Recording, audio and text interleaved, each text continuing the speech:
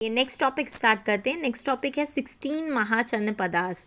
ये एक अलग चैप्टर है। मतलब वैसे तो काफ़ी लोग टिपिकल इसे बोलते हैं, बट काफ़ी सिंपल लैंग्वेज में मैं समझाने की आपको कोशिश करूँगी। तो चलिए कंटिन्यू करते हैं।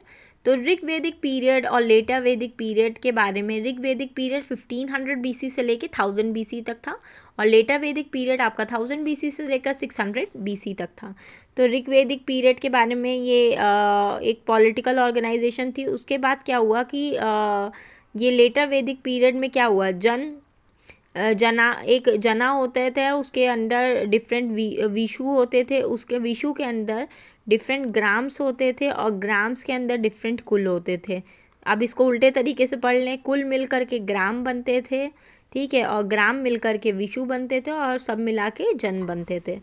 तो जनपदा क्या होता है, सेवरल जन केम टुगेदर, जब इसी तरीके के बहुत सारे जन मिल जाते थे, सेवरल जना came together which led to the growth of large kingdom, तो उसे जनपदा कहते थे। ठीक है, जैसे ये देख लीजिए, कुल ग्राम ये डिफरेंट जन मिल गए तो इसे जनपद कहा जाता था। ठीक है, लेटर वैदिक पीरियड 1000 BC से लेके 600 BC की पॉलिटिकल ऑर्गेनाइजेशन के बारे में ये बताया गया है।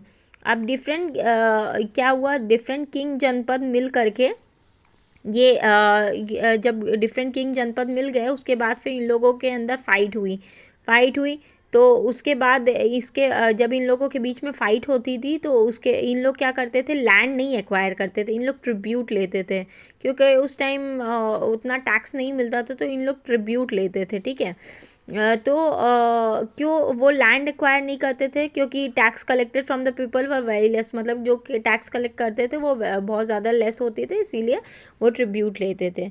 तो beginning of 6th century BC, आप देखिए जब 6th सेंचुरी BC के अब स्टार्टिंग हुई तो टेक्नोलॉजिकल एडवांसमेंट हुए, जिसमें आयरन की टेक्नोलॉजी बढ़ी, और इसमें काफ़ी आयरन टूल्स जो थे वो यूज़ करने लगे कॉमन पीपल जो थे, जिसकी वजह से काफ़ी क्रॉप्स उगे।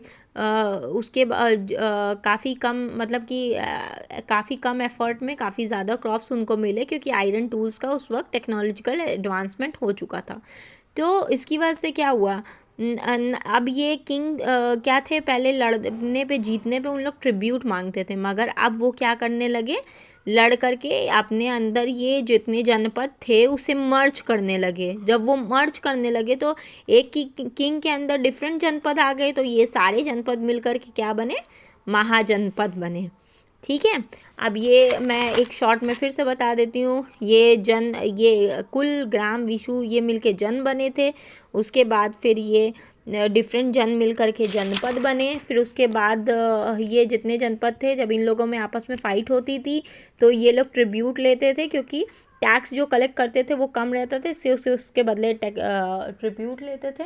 और फिर उसके बाद टेक्नोलॉजिकल एडवांसमेंट हुई, आयरन टूल्स आने लगे, जिसकी वजह से क्रॉप्स में ज़्यादा ग्रोथ हुई, तो टैक्स कलेक्शन भी ज़्यादा हो गया, जिसकी वजह से उन लोग किंग ने ट्रिब्यूट लेना बंद करके मतलब कि लैंड मर्ज करना स्टार्ट कर दिया। जब वो लैंड मर्ज करना आपस में एक्वायर करना स्टार्ट कर दिया, तो डिफरेंट जनपद एक किंग के अंदर आ गए, जो सब मिल करके महाजनपद बने। तो अगर आपको ये मेरी वीडियो पसंद आई हो तो प्लीज़ इसे लाइक कर दीजिएगा, कमेंट कर दीजिएगा, शेयर कर दीजिएगा, सब्सक्राइब कर लीजिएगा। नेक्स्ट टॉपिक इसी से रिलेटेड मैं कितने टाइप के जनपद थे वो मैं आपको नेक्स्ट वीडियो में बताऊंगी। Thank you so much.